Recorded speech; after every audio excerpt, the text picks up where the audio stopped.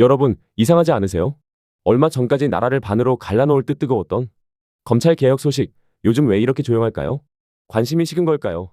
아니면 누군가 아주 은밀하게 이것을 덮고 있는 걸까요? 사실은 지금 대한민국 사법체계의 뿌리를 뒤흔들 거대한 지각 변동이 시작됐습니다.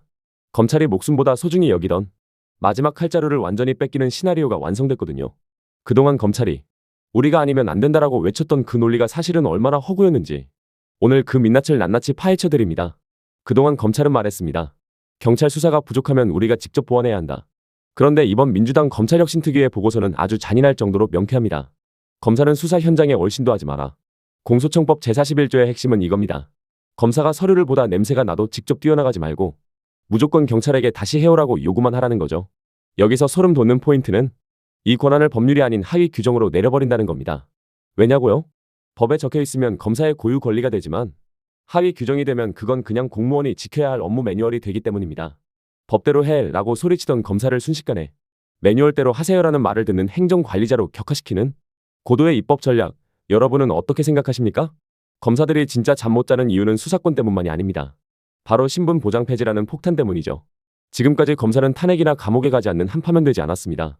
일종의 무적 방패였죠. 그런데 이제는 징계만으로 파면이 가능해집니다. 이게 왜 무섭냐고요? 해임은 연금을 다 받지만 파면은 연금이 50% 삭감됩니다. 평생 엘리트 코스 밟으며 쌓아온 노후 자산이 한순간에 증발하는 겁니다. 잘려도 변호사 하면 되지라는 배짱이 이제는 통하지 않습니다. 기소를 제멋대로 하거나 수사권을 남용하면 경제적 파산까지 각오해야 하는 시대. 검찰에게는 그야말로 청천벽력 아닐까요? 그럼 이런 질문이 나오죠. 검찰이 수사 안 하면 권력자들은 누가 잡냐? 그래서 등장한 게 중대범죄수사청입니다. 그런데 재밌는 건 중수청의 수사 범위에서 정치인들이 가장 무서워하는 선거 범죄가 빠졌다는 겁니다. 검찰이 정치적 목줄로 활용하던 독점권을 회수한 거죠. 대신 공수처, 중수청, 경찰이 서로 경쟁하게 만들었습니다. 이름하여 수사선착순제도. 누가 먼저 영장을 치느냐에 따라 사건 주인이 결정됩니다. 내 식구라고 봐주고 윗선이라고 뭉개던 시대? 이제 옆 기관에서 먼저 채갈까봐 눈치 보느라 불가능해질 겁니다.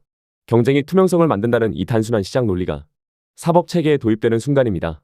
마지막으로 검찰의 단골 핑계 하나 더 깨부수겠습니다. 복잡한 법리는 우리만 안다? 최근 김건희 씨 특검 수사 결과를 보십시오. 뇌물로 받은 명품이 가짜라고 속이고 재산을 은닉한 창고를 찾아낸 건 책상물림 검사들이 아니었습니다. 현장을 발로 뛴 전문 수사관들이었죠. 검사 9개 팀이 눈 감고 있을 때 베테랑 수사관들은 실력으로 증명했습니다. 결국 범인 잡는 건 법전 암기력이 아니라 현장의 집요함이라는 것을요. 이제 선택의 시간입니다. 이번에도 정치적 타협으로 누더기 법안을 만들 것인가? 아니면 이 거대한 개혁의 파도를 끝까지 밀어붙일 것인가? 우리가 눈을 부릅뜨고 지켜봐야 하는 이유입니다.